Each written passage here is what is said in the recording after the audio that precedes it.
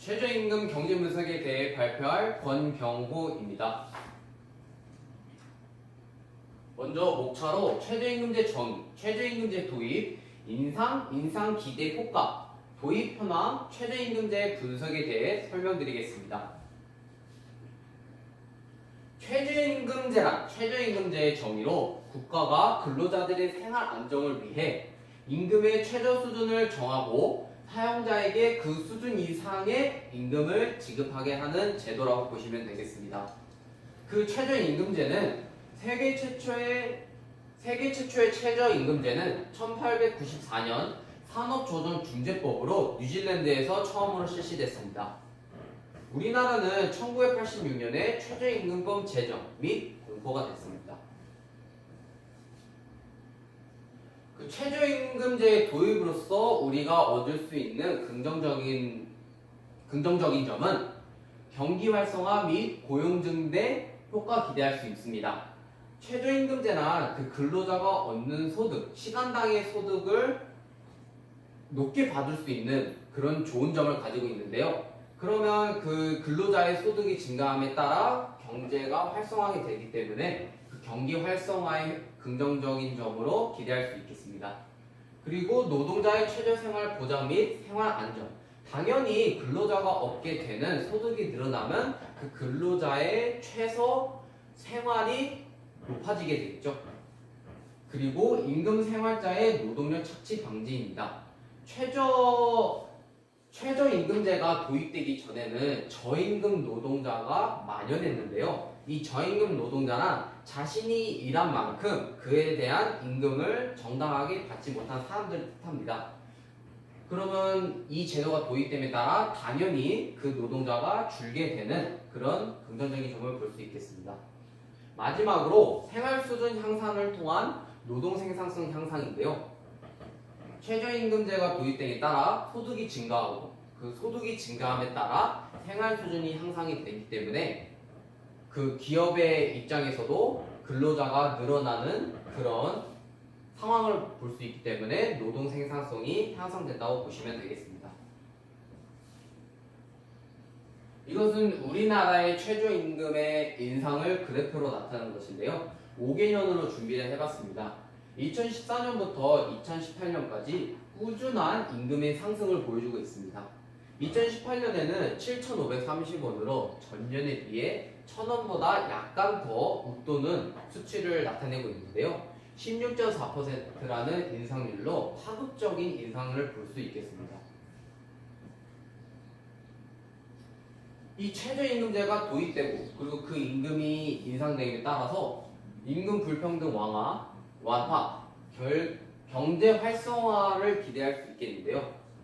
우리나라의 소득 분배 불평등 순위는 OECD 국가 중 5위입니다. 상당히 높은 순위를 차지하는 걸로 볼 수 있겠는데요.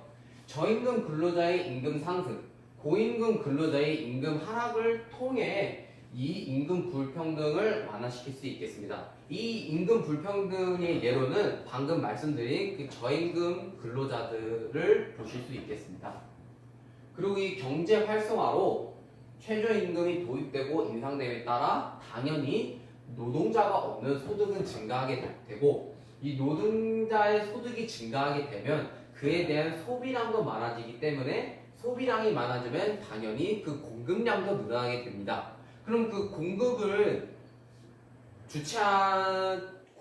주체하는 것은 기업이기 때문에 기업의 생산량이 증가됩니다. 기업의 생산량이 증가함에 따라 그에 따른 노동자의 고용 창출 효과가 생겨나게 되겠고 고용이 창출됨에 따라 당연히 실업률도 감소할 수 있는 긍정적인 순환을 보실 수 있습니다. 이 실업률 감소가 노동자의 실업이 줄어든다는 소리이기 때문에 이 실업률 감소는 소득 증가로 또 다른 긍정적인 볼 수 있겠습니다. 즉, 이 순환이 반복된다는 점에서 반복 효과로 볼 수 있겠습니다. 우리나라의 최저임금제 도입 현황입니다. 2013년에 비해서 2018년에 기업의 산업생산 증가율은 증가하고 있지만 취업자의 증가율은 점점 낮아지는 그런 그래프의 형태를 볼 수 있겠는데요.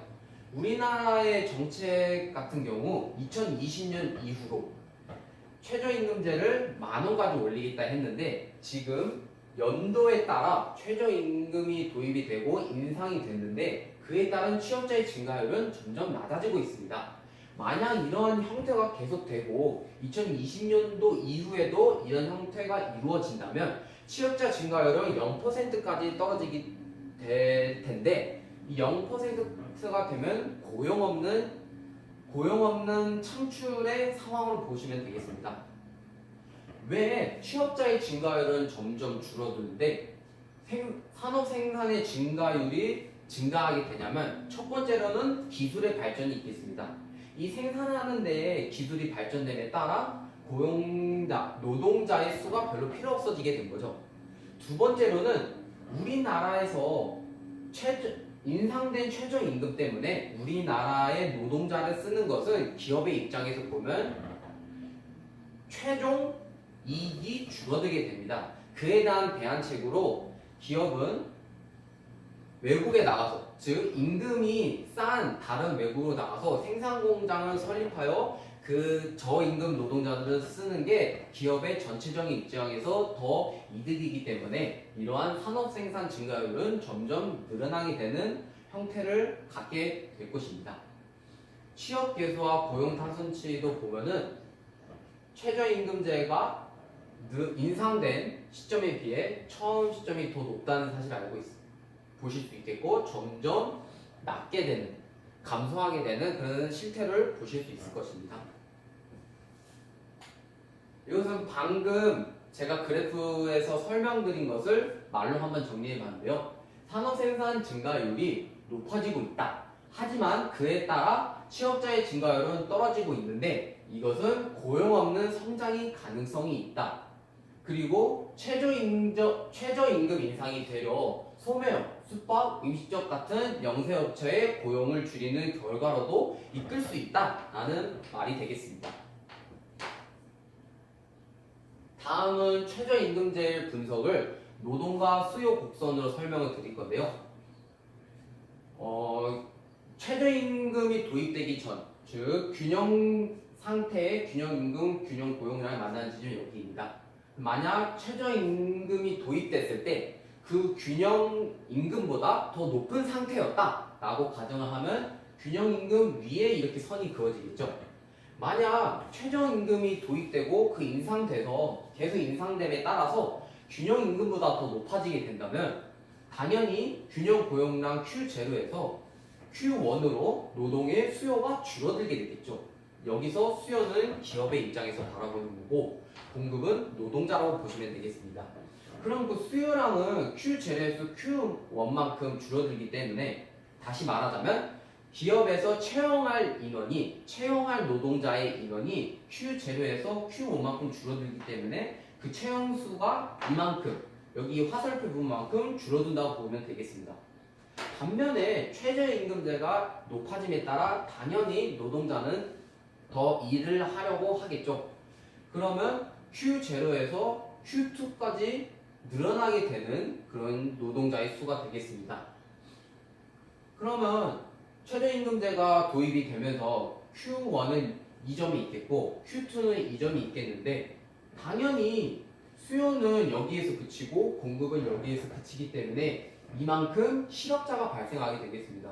여기서 실업자는 비실업자로 볼 수 있겠는데 비실업자라 하면은 노동자는 일할 의사가 있지만 어떤 외부적 요인 때문에 기업에서 채용을 하려지 않는 상황 때문에 발생하는 실업자들을 비실업자라고 보시면 되겠습니다.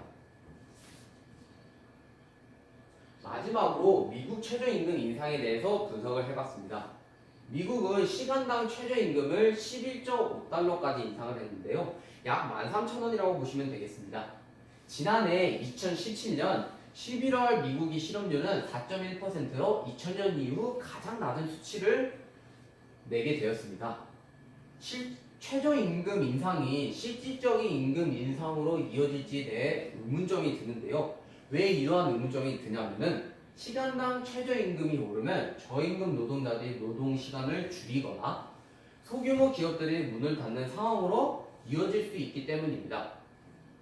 그리고 이런 최저임금이 높은 최저임금이 도입하기에 따라 기업에서 뽑는 채용 인원이 줄어들어 다른 기업들에서 즉 최저임금보다 못 미치는 그런 임금을 통해 형성되는 그런 암시장이 형성될 수 있기 때문에 이러한 실업률의 4.1%는 장기적인 관점을 취해서 더 오래 바라봐야 합니다. 우리나라 같은 경우도 2020년 이후에는 10,000원까지 늘릴 거라는 계획이 있겠는데 과연 지금의 미국처럼 가장 실업률을 낮출 수 있는 그런 계기가 될지 또 그러한 수치를 유지를 한다면 나중에 가서 계속 그러한 긍정적인 상황을 유지 나갈 수 있을지에 대해서는 의문점이 들겠습니다. 이상으로 발표 마치겠습니다. 감사합니다.